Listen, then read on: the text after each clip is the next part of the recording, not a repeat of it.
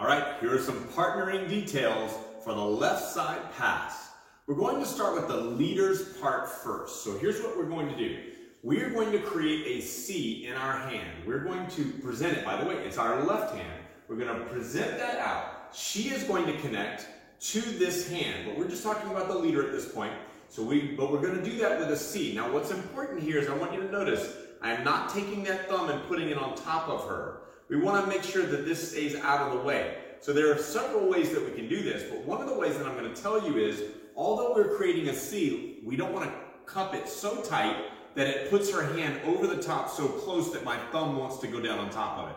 What we want to do is to loosen that up ever so slightly. That gives some space here, and then we can take this thumb and we can just move it to the side and keep it nice and relaxed. The reason why we do that is because when you put that thumb down on that follower, it says something, and it's not something nice. We want to make sure we're not doing that, okay? So here we are, we're nice and relaxed. The next thing that I want to tell you is, I want you to look here at this. This position of our arms looks more like a U.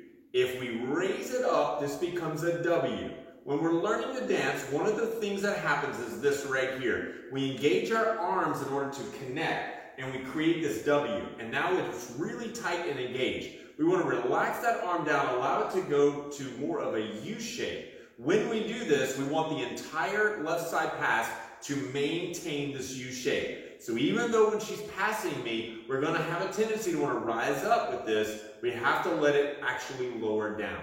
So now that we're in this position, I want you to recognize that we're going to be leading our follower using our spine, not our arm. So if we create this connection with our left arm and we leave this right where it is, we don't pull on it, we don't push on it, we leave it right where it is, and all we do is move our spine. That will give her the signal and the energy to move down the line. So on our count one, when I step back and onto that rail with my left foot, I want you to notice that I'm not pulling here. I'm starting to step back. It's actually stretching away a little bit, and as our spines connect, it leads her to go.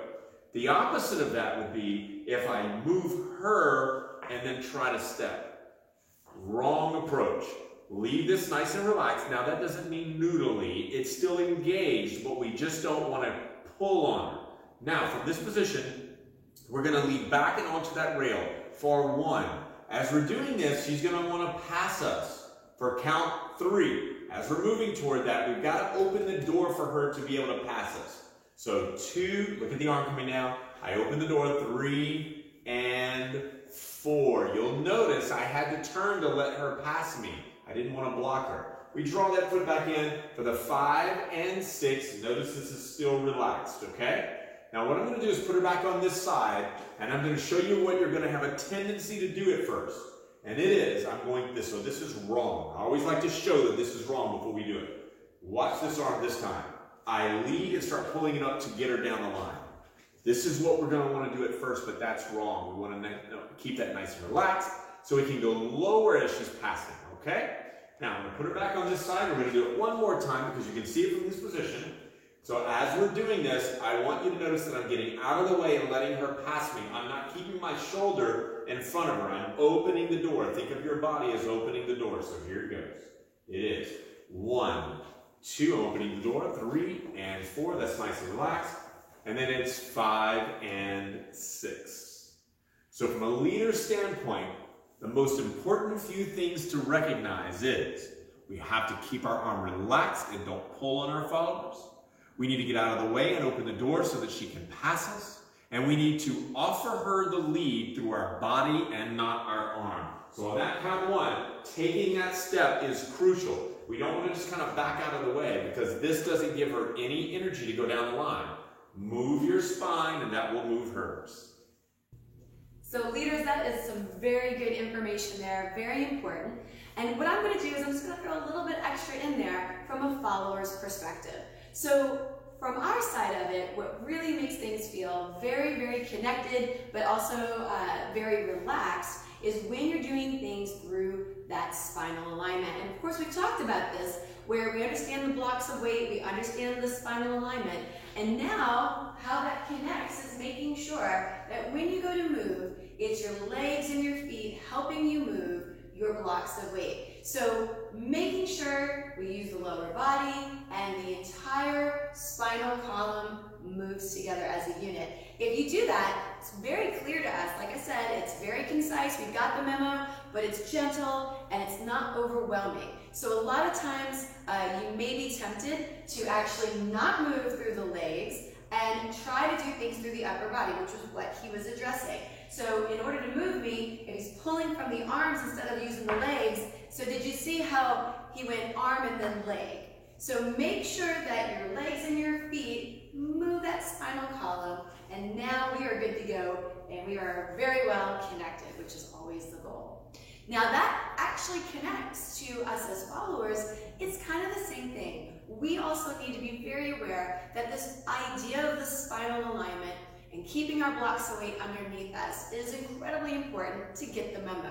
We always talk about in partner dance that we feel it's two spines talking and communicating to one another. So in order for us to do that, we have to have our two spines in a position to receive the information or give the information. So followers, I would tell you something very important out the gate is every time we get into this third position, I have a full commitment of weight over my left foot and my spinal alignment is completely stacked so that now when my leader goes to move, I got the memo and I move. Now what you notice is I got the memo and then I move. So sometimes we go, oh, I know this pattern. We've been working hard on these foot placements. So we go and, oh, I got it. So if I move too quickly, then I'm really not in a position to receive the information. And I think that's kind of the hardest thing about this dance. If you've done other styles, especially other partnering styles, most of the time we have a position that's quite different. We're actually towards each other more. But this is a dance of stretch and opposition. So the more comfortable you can get with being in that anchored position and waiting for that movement through the leader's spine, the better this is going to be. So once he encourages me to move down the line, I'm going to keep my energy consistent the whole time. And that's our goal, is to not necessarily feel like we have to check in. Now I'm going to show you what checking in looks like, because sometimes we're just not sure, right? So if we're going through this, I got the memo, and then I'm like, is this okay? Like I always joke, but it's really true. Don't ask for permission, ask for forgiveness. I would much rather assume that I am in charge of moving myself than to think that I have to stop and kind of check in and see what the leader thinks. So those would be the two major things to kind of start getting comfortable with, because we're going to use those concepts a lot throughout the rest of our West Coast Swing journey. So followers, I'm going to suggest to you that while you're going down the line, here's a big hint for you, and it sounds very similar to what happened with the leaders.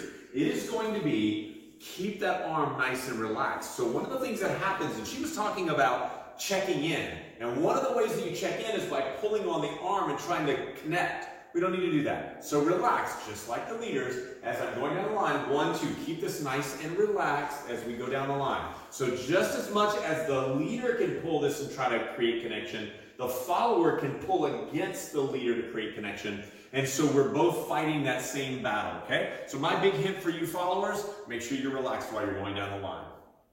There you guys go, partnering details for your left side pass.